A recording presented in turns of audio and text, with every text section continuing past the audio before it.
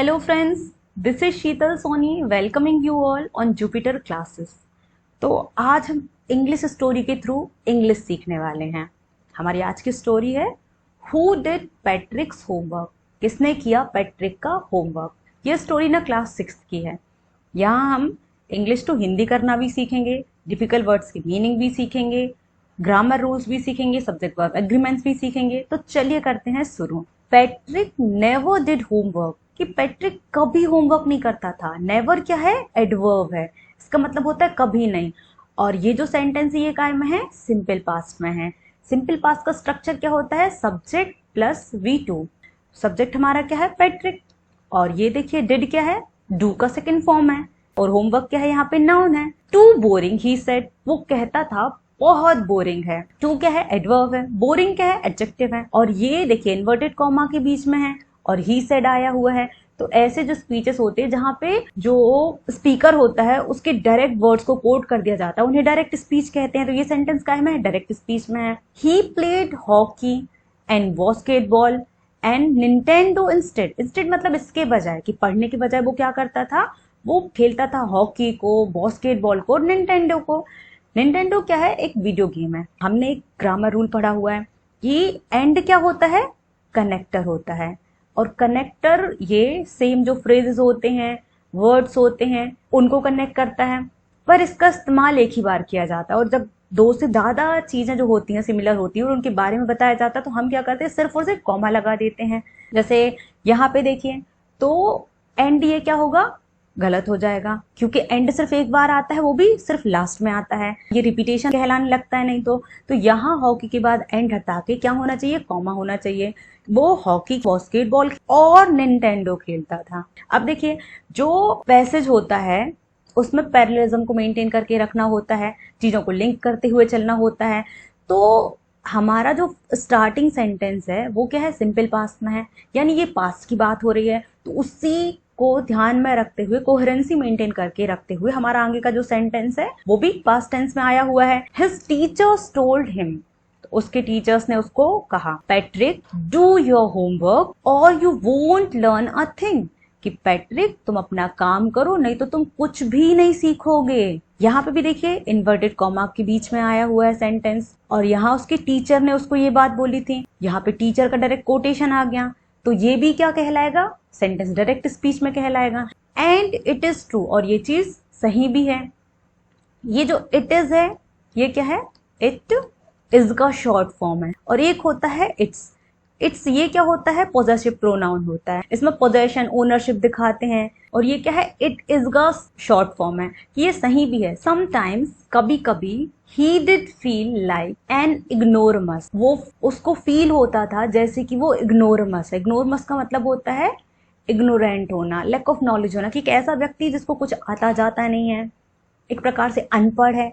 अच्छा, इग्नोरमस क्या होगा? नाउन होगा, क्योंकि इसके आगे आर्टिकल एन आया हुआ है और आर्टिकल हमेशा नाउन के बारे में बताते हैं। ठीक है, अगर किसी भी वर्ड के पास आर्टिकल ए एन दा लगे हुए हैं तो हम क्या कहेंगे? वो क्या होगा?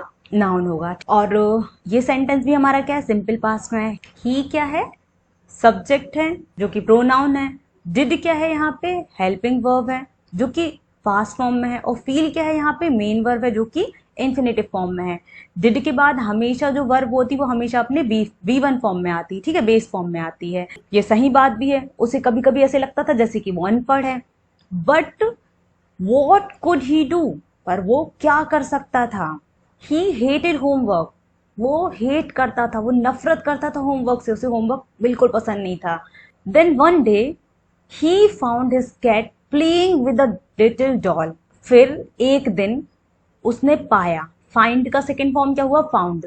देखो फाइंड के सेकंड और थर्ड फॉर्म होते हैं फाउंड, फाउंड, और एक वर्ड होता है फाउंड जो कि V1 होता है, उसका मतलब होता है स्थापना करना, स्टैब्लिश करना। उसके सेकंड और थर्ड फॉर्म क्या होते हैं? फाउंडेड और फाउंडेड। और ये सेकंड फॉर्म है काय का? फाइंड का, कि उसने पाया कि उसकी जो कैट है वो एक लिटिल डॉल के साथ, एक छोटी सी डॉल के साथ खेल रही थी। And he grabbed it away, और उसने क्या किया? ग्रैब करना यानी छीन लेना, कि उसने उससे वो जो डॉल है ना उसको छीन लिया। टू हिज सरप्राइज, तो हैरानी की बात ये थी, it was not a doll at all, कि वो तो डॉल थी ही नहीं। But a man of the tiniest size, बल्कि ना आदमी था टाइनियस्ट साइज का, सबसे छोटी साइज का। अच्छा, टाइनियस्ट क्या हुआ? सुपरलेटिव डिग्री ऑफ एडजेक्टिव हुई। टाइनी, टाइनियर और टाइनिएस्ट, ये हो गई पॉजिटिव डिग्री, ये हो गई कंपैरेटिव डिग्री और ये हो गई सुपरलेटिव डिग्री। और कोई भी जो सुपरलेटिव डिग्री होती है उसके साथ हमेशा आर्टिकल द आता है। एक दिन उसने क्या देखा कि इसकी जो बिल्ली है ना वो एक छोटी सी गुड़िया के साथ खेल रही थी। उसने उससे उसे छीन लिया। पर हैरानी की बात तो ये थी कि वो गुड़िया नहीं थी बल्कि सबसे छोटे साइज का एक आदमी था। He had a little wool shirt with old fashion breeches and a high tall head. तो उसने ना पहन रखा था क्या? एक छोटा सा वूल शर्ट पहनी थी, ऊन की शर्ट पहनी थी, ओल्ड फैशन ब्रिचेस के साथ। ओल्ड फैशन यानी पुराने जमाने की, ब्रिचेस मतलब ट्राउजर, पुराने टाइम वाले जो उस समय पैंट वगैरह चलते थे। और हाई टॉल हैट, और एक सर पे बहुत लंबी सी टोपी पहने हुए था। मच लाइक अ विच, जो ज्यादातर ना विच के जैसी दिखाई दे रही। तो देखिए विच के बाद अपोस्ट्रोफ ऐसा आया हुआ है, मतलब विच के जैसी।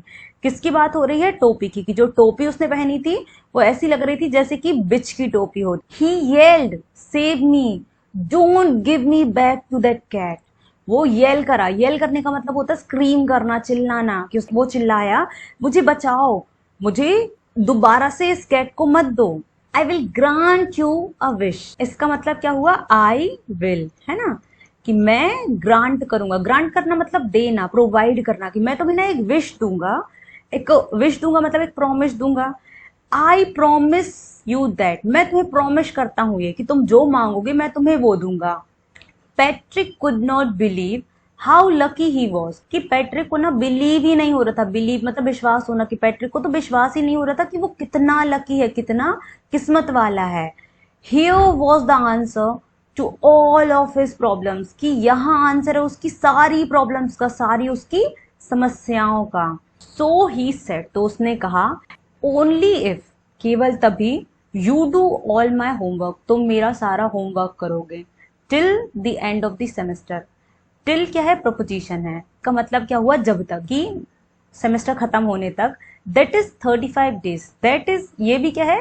दैट इज का कॉन्ट्रैक्शन फॉर्म है, यानी कि 35 दिन। अच्छा, ये जो होमवर्क है ये क्या है? नाउन है। और कौन सा नाउन है?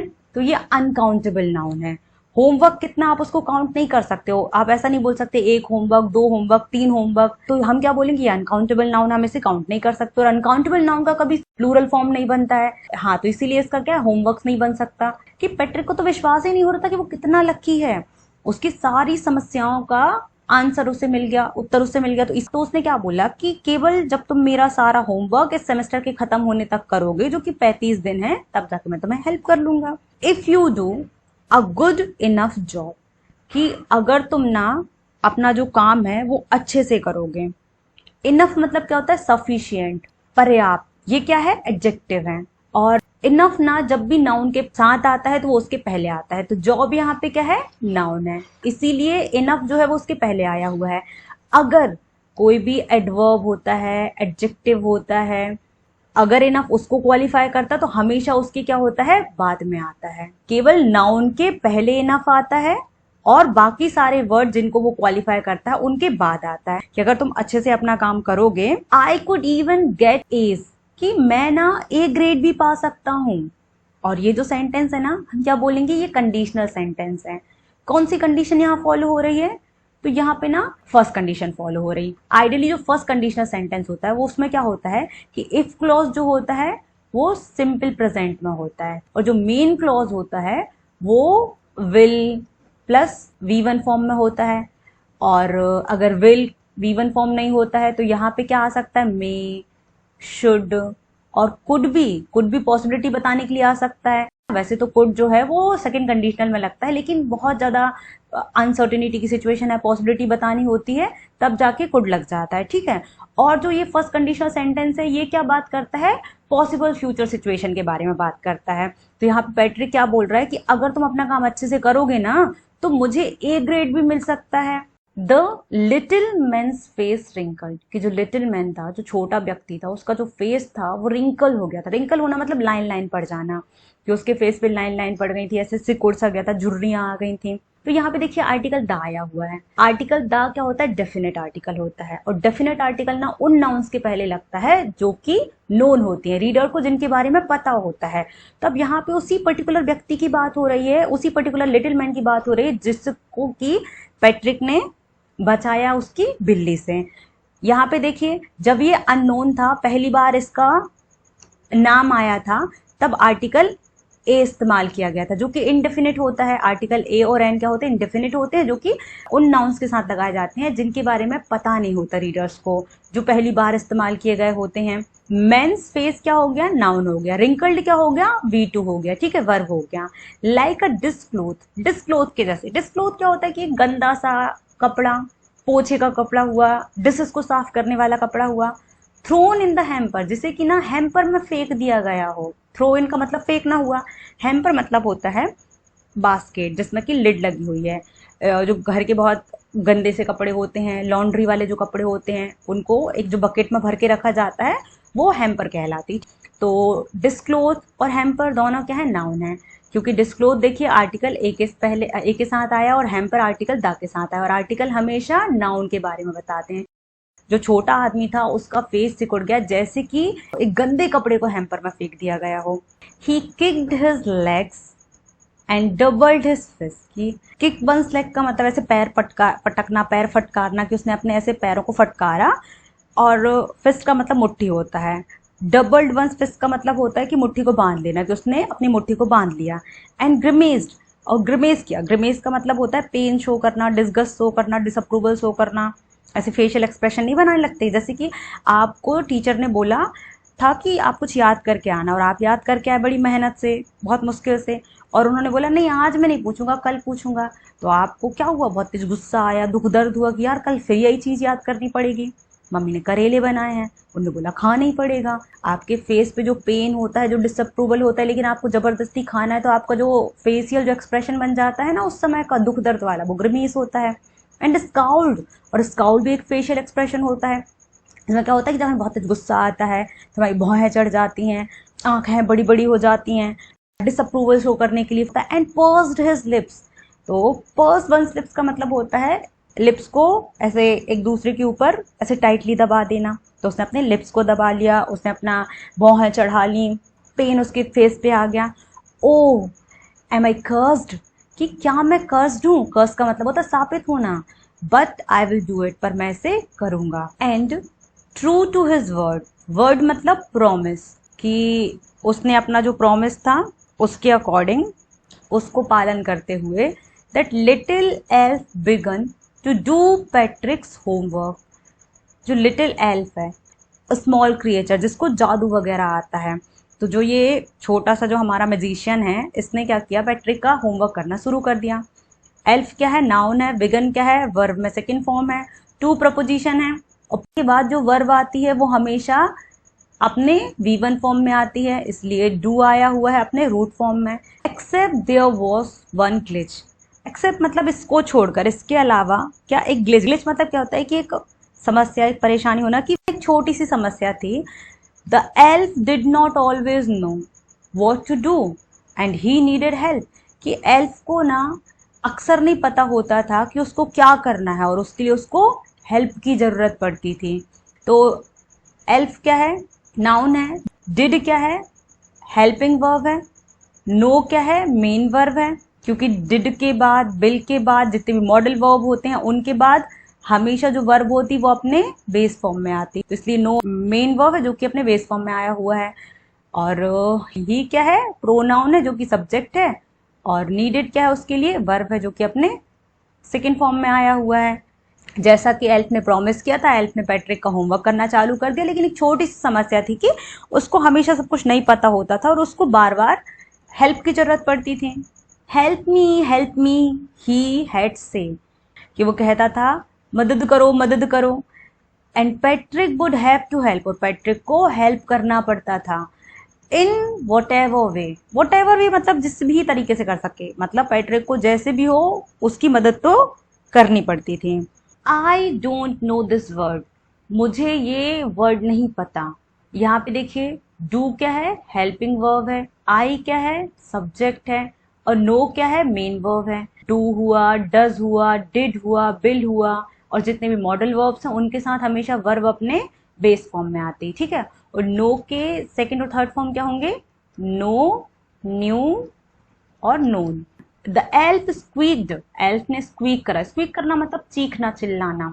वाइल रीडिंग पैट्रिक्स होमवर्क, वाइल क्या है? कंजंक्शन है, मतलब के दौरान, ये कॉन्ट्रास्ट भी शो करता है और ड्यूरिंग का भी सेंस देता है कि रीड करते हुए पैट्रिक के होमवर्क को।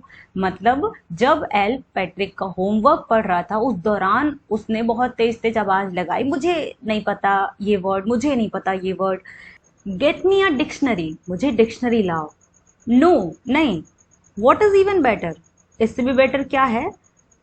Look up the word, word को देखो, and sound it out by each letter, और हर लेटर से इसे साउंड करो। साउंड करना मतलब इसे प्रोनाउंस करना, उच्चारण करना, बोलना। When it came to maths, जब ना बात मैथ्स की आती थी, Patrick was out of luck, तो पैट्रिक क्या है? आउट ऑफ लक चला जाता था, मतलब उसकी किस्मत खराब हो जाती थी। What are the times tables, ये टाइम्स टेबल्स क्या हैं? यानी गुणा की टेबल्स, मतलब जो भी टेबल होती है कि ये गुणा की टेबल्स हैं क्या? The elf shrieked, elf shriek करा, श्रीक करना मतलब चिल्लाना, क्या चिल्लाया। We elves never need that, हम एल्फ्स हैं, हमको इसकी कभी जरूरत नहीं पड़ती। एल्फ का प्लूरल फॉर्म क्या हो गया? एल्फ्स हो गया। ये क्या है? प्लूरल फॉर्म है एल्फ का।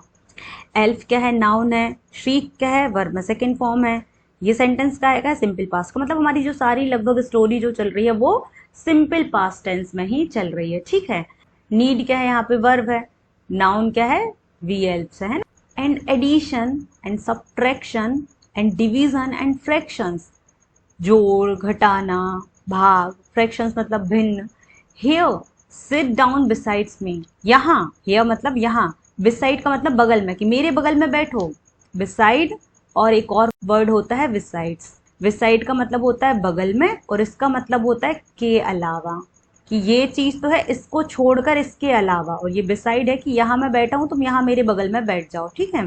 You simply must guide me, तुमको मुझे ना गाइड करना ही होगा। Elves know nothing of human history, elves क्या है? प्लूरल नाउन है एल्फ का। नाउन जब प्लूरल होती तो वर्ब भी प्लूरल आता है। नाउन में एस लगा के प्लूरल बनाते हैं और वर्ब में एस एस लगा के सिंगुलर बनाते हैं। ये क्या है? प्लूरल वर्ब है, प्लूरल नाउन के लिए आया हुआ है। एल्प्स कुछ नहीं जानते ह्यूमन हिस्ट्री के बारे में, कि इतिहास, ये मानव इतिहास क्या होता है, एल्प नहीं जानते। टू देम, उनके लिए, इट इज अ मिस्ट्री, ये क्या है? एक मिस्ट्री है। मिस्ट्री का मतलब होता है रहस्य होना। मिस्ट्री भी क्या है? यहाँ पे नाउन है, आर्टिकल ए के साथ आया हुआ है। सो द लिटिल एल्फ, तो जो छोटा एल्फ है, ऑलरेडी अ शाउटर, ये पहले से ही शाउटर है। शाउटर मतलब चिल्लाने वाला, कि ये तो पहले से ही चिल्लाता है। जस्ट गॉट लाउडर, लाउडर क्या है? एडजेक्टिव है कंपैरेटिव डिग्री का। लाउड, लाउडर, लाउडेस्ट, कि ये चिल्लाता तो पहले से ही था। लाउड का मतलब तेज तेज, लाउडर हो जा रहा है मतलब और ज्यादा तेज चिल्लाने लग रहा है, कि जब हिस्ट्री की बात आती थी उसे कुछ नहीं पता होता तो और जोर जोर से चिल्लाने लगता था। Go to the library, library जाओ। आई नीड बुक्स, मुझे बुक्स चाहिए हैं।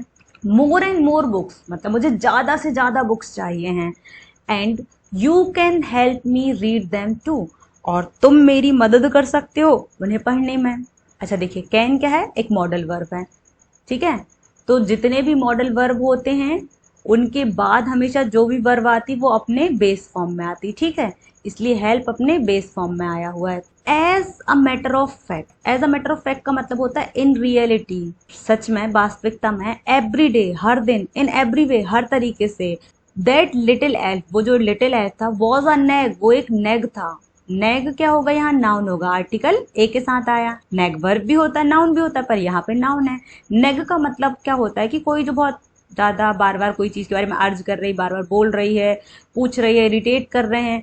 और यहाँ पे नेग क्या हो जाएगा? इरिटेंट हो जाएगा। जैसे छोटे बच्चे नहीं होते, बार बार पूछते हैं ऐसा क्यों हो रहा है, वैसा क्यों हो रहा है, ऐसा है तो ऐसा क्यों है। आप जितने उनके आंसर दोगे उतना उनके इरिटेटिंग क्वेश्चंस निकल के आते जाएंगे, हर चीज में क्यों।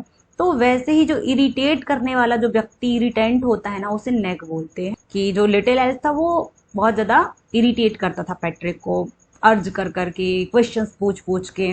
Patrick was working harder than ever, तो पैट्रिक ना मेहनत कर रहा था बहुत ज़्यादा। उसने इतनी मेहनत कभी नहीं करी होगी जितनी मेहनत वो आज कर रहा था। देन एवर, एवर का मतलब क्या हुआ कि आज तक कभी इतना नहीं करा था जितना हार्ड वर्क अभी कर रहा था। पैट्रिक क्या है, नाउन जो कि सब्जेक्ट है। वर्ब हमारा क्या है, वर्किंग। वर्ब में आईएनजी फॉर्म है, ये मेन वर्ब हो गया, और ये हमारा हेल्पिंग वर्ब हो गया। और ये जो स्ट्रक्चर है ये काय का है, पास्ट कॉन्टिन्यूअस। इसमें क्या होता है, subject plus helping verb is, am, are, was, were, और मेन वर्ब क्या होता है, वर्ब में ING. And was it a drag, तो ड्रैग क्या है, यहाँ पे नाउन है, आर्टिकल ए के साथ आया हुआ है। ड्रैग का मतलब होता है टीडियस होना, बर्डनसम होना, बोरिंग होना, कि इतना हार्ड वर्क करना, एल्फ के साथ डील करना ना पैट्रिक के लिए बहुत ज़्यादा उबाऊ हो गया था, थका रहा था उसको। He was staying up nights, stay up का मतलब जागना, कि वो रातों को जाग रहा था। Had never felt so weary, और उसने कभी इतना वियरी, वियरी का मतलब थका हुआ, कि उसने कभी इतना टायरसम, इतना थका हुआ फील नहीं करा।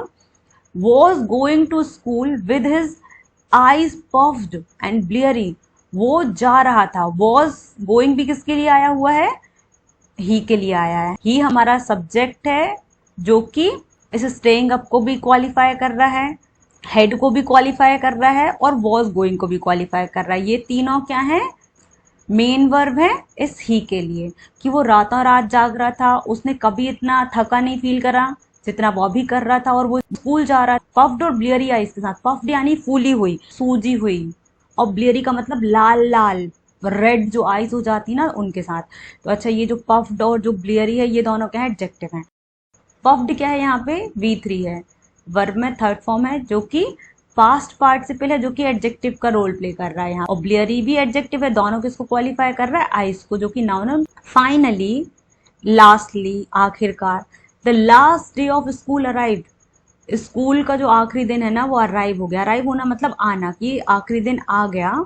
And the elf was free to go, और जो एल्फ था वो फ्री था जाने के लिए। एज फॉर होमवर्क, होमवर्क के लिए। देयर वॉज नो मोर, क्योंकि अब बिल्कुल नहीं था।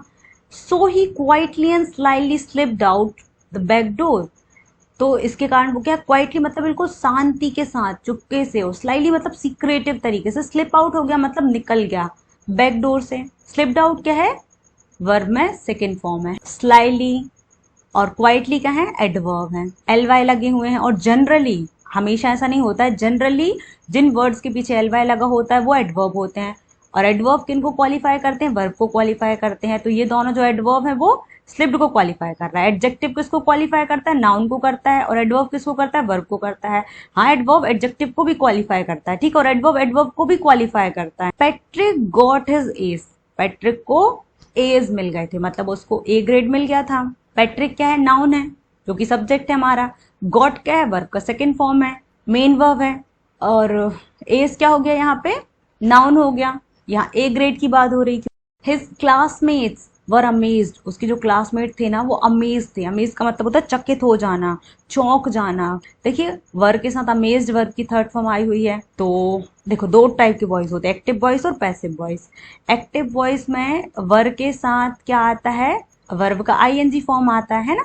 पैसिव वॉइस में क्या होता है, वर्ब के साथ वर्ब का थर्ड फॉर्म आता है। एक्टिव वॉइस में क्या होता है, सब्जेक्ट ना डूअर होता है एक्शन का, जबकि पैसिव वॉइस में क्या होता है, सब्जेक्ट जो होता है ना वो रिसीवर होता है ना एक्शन का। अच्छा, वर्ब के साथ अमेज वर्ब की थर्ड फॉर्म है। ये जो सेंटेंस है ये क्या कहलाएगा, सिंपल पास्ट का पैसिव वॉइस कहलाएगा, ठीक है। His teachers smiled and were full of praise, कि उसके जो टीचर्स थे उन्होंने स्माइल करा और वो प्रेज के साथ भरे हुए थे, मतलब उन्होंने बहुत ज्यादा जम के तारीफ करी। प्रेज करना मतलब क्या होता है, वाहवाही करना, तारीफ करना, प्रशंसा करना।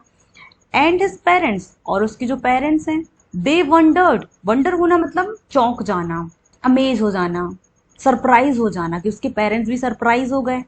What had happened to Patrick, कि क्या हो गया पैट्रिक को। हेड के साथ हैपेंड वर्ब की थर्ड फॉर्म है, ये हेल्पिंग वर्ब है, ये मेन वर्ब है। ये जो स्ट्रक्चर है ये काय का होता है, पास्ट परफेक्ट का होता है। पास्ट परफेक्ट में क्या होता है, subject plus has, have, had होता है, और प्लस V3 होता है। He was now the model kid, कि अब वो ना मॉडल किड था। मॉडल का मतलब होता है आइडियल, आदर्श, किड मतलब बच्चा की, अब ना वो एक आदर्श बच्चा था, एक एग्जाम्पलर था, एग्जाम्पल सेट कर दिया था उसने, क्योंकि क्लीन्ड हिज रूम, क्लीन क्या है यहाँ पे, वर्ब है ना, पास्ट टेंस में, क्या वो अपना रूम क्लीन करता था। डिड हिज चोर्स, चोर्स मतलब होता है डेली रूटीन के जो काम होते हैं, जो कि करने ही पड़ते हैं, नेसेसरी होते हैं, भले उबाऊ होते, वो अपना काम करता था। वॉज चीयरफुल, अब वो चीयरफुल था, चीयरफुल का मतलब होता है खुश होना, हैप्पी होना, ऑप्टिमिस्टिक होना, क्या वो बहुत ज्यादा आशावादी था, खुश था। नेवर रूड, कि अब वो बिल्कुल रूड नहीं होता था, रूड का मतलब इल मैनर्ड होना, कि पहले पहले खिसिया जाता था, गुस्सा हो जाता था, अच्छे से बिहेव नहीं करता था, लेकिन अब वेल मैनर्ड था, पोलाइट था। Like he had developed, like मतलब एज इफ, जैसे कि उसने डेवलप कर ली हो, अ होल न्यू एटीट्यूड, एक बिल्कुल नया एटीट्यूड, नया रवैया उसने अपना लिया हो। यू सी, आप देखिए, इन द एंड, लास्ट में, पैट्रिक स्टिल थॉट, पैट्रिक को अभी भी यही लगता था, he had made that tiny man do all his homework, कि उसने टाइनी मतलब छोटे मैन से सारा होमवर्क करवाया है। But I will share a secret, पर मैं एक सीक्रेट शेयर करूंगा, just between you and me, सिर्फ तुम्हारे और मेरे बीच में। It was not the elf, ये एल्फ नहीं था, पैट्रिक, पैट्रिक था, हैड डन इट हिमसेल्फ, जिसने खुद से सारा किया। तो अच्छा देखिए, ये ना कॉन्ट्रैक्शन फॉर्म है ही हैड का, ये ही हैड, ही वुड दोनों का होता है, और ये का है, आई विल का है। और देखिए यहाँ पे यू और मी दो ऑब्जेक्ट हैं, तो दो चीजों की जब बात होती है उनके बीच में बिटवीन आता है, और दो से ज्यादा की जब बात होती है तो क्या होता है, क्या आता है, अमंग आता है। जब दो से ज्यादा लोगों की, चीजों के बीच में बात होती है तो अमंग आता है, और जब दो के बीच में बात होती है तो बिटवीन आता है, ठीक है। ये हिमसेल्फ क्या है, रिफ्लेक्सिव प्रोनाउन है, पैट्रिक के लिए रिफ्लेक्सिव प्रोनाउन के तौर पे यूज हुआ है कि पैट्रिक ने खुद ने किया। लास्ट में पैट्रिक को क्या लग रहा था कि उसने सारा काम एल्फ से करवाया, टाइनी मैन से करवाया, वो जीत गया, लेकिन ना ये तो सीक्रेट है कि एल्फ ने कुछ नहीं करा, करा तो सारा काम पैट्रिक ने था, क्योंकि एल्फ तो चिल्लाता था जोर जोर से, उसको कुछ पता नहीं था, वो तो हेल्प पैट्रिक से हेल्प मांगता था, पैट्रिक को बहुत सारी बुक्स पढ़नी पड़ी, उसकी पूरी हेल्प करनी पड़ी, तो अल्टीमेटली काम किसने किया था, अपना पैट्रिक ने खुद ने किया था। तो ये थी हमारी स्टोरी। हम इसकी समरी देख लेते हैं कि पैट्रिक कभी होमवर्क नहीं करता था क्योंकि उसे बोरिंग लगता था, वो बस खेलने पे ध्यान देता था, हॉकी, बास्केटबॉल, निंटेंडो खेलता रहता था। उसके टीचर्स भी कहते थे कि अगर तुम होमवर्क नहीं करोगे तो कुछ नहीं सीखोगे। उसे भी ऐसा फील होता था कि वो ना अनपढ़ है, लेकिन उसे होमवर्क करना बिल्कुल पसंद नहीं था। अब एक दिन उसने अपनी बिल्ली को डॉल के साथ खेलते देखा, उसने डॉल को छीन लिया, पता चला वो डॉल नहीं था, वो तो सबसे छोटे साइज का एक मैन था। उसने बोला कि प्लीज मुझे इस बिल्ली से बचाओ, तुम जो मांगोगे मैं तुम्हें दूंगा। तो एल्फ ने क्या किया, उससे प्रॉमिस ले लिया कि तुम 35 डेज तक, जब तक मेरा ये सेमेस्टर खत्म नहीं हो जाता, मेरा सारा होमवर्क करोगे। जो एल्फ था उसको बिल्कुल पसंद तो आया नहीं ये चीज, कि उसने अपने हाथ पैर पटके, अलग अलग फेशियल एक्सप्रेशन दिए गुस्से में, लेकिन उसके पास कोई ऑप्शन नहीं था, उसने हाँ कर दिया। तो एल्फ ने पैट्रिक का होमवर्क करना तो शुरू कर दिया, लेकिन उसको कुछ पता नहीं होता था, तो वो पैट्रिक की बार बार हेल्प मांगता था, और पैट्रिक को उसकी हेल्प करनी पड़ती थी। जैसे कि जो वर्ड उसे समझ नहीं आता था, उसे हर एक लेटर को प्रोनाउंस करना पड़ता था, मैथ्स में उसकी हेल्प करनी पड़ती थी, ह्यूमन हिस्ट्री के बारे में उसे कुछ नहीं पता होता था, तो वो बहुत सारी बुक्स मंगवाता था लाइब्रेरी से, तो उनको पढ़ पढ़ के पैट्रिक को उनको सुनाना पड़ता था, उसकी वहां हेल्प करनी पड़ती थी। पैट्रिक ने इतनी कभी मेहनत नहीं करी थी जितनी मेहनत उसने करी, रात रात भर जागता था। एल्फ तो वैसे ही बहुत एनोइंग था, जो उसे बहुत ज्यादा परेशान करता था। वो ऐसी रेड आईज के साथ, सूजी हुई आंखों के साथ स्कूल जाता था। 35 डेज खत्म हुए, एल्फ चला गया, पैट्रिक का रिजल्ट आया, पैट्रिक को ए ग्रेड मिल गए, टीचर्स खुश हो गए, बहुत सारी वाहवाही मिली उसे, वो बिल्कुल चेंज हो चुका था। पेरेंट्स सरप्राइज थे कि हमारे बच्चे में ऐसा चेंज आया, तो आया कैसे। अब तो वो अपना रूम साफ रखने लगा था, अपने सारे काम खुद से करता था, खुश रहता था, बदतमीजी नहीं करता था, और एक नया बिहेवियर पैटर्न उसने डेवलप कर लिया था। तो ऑथर बोलते हैं कि पैट्रिक को लग रहा है कि पैट्रिक ने जंग जीत ली, उसने एल्फ से सारा काम करवाया, लेकिन एल्फ ने कुछ नहीं करा। जितनी मेहनत करी ग्रेड्स पाने में, होमवर्क करने में, वो सारी पैट्रिक ने करी। तो यहाँ होती हमारी स्टोरी खत्म। तो आई होप आपको ये स्टोरी समझ आई होगी, अच्छी लगी होगी, वीडियो पसंद आई होगी, तो प्लीज लाइक करिए, कमेंट सेक्शन में बताइए।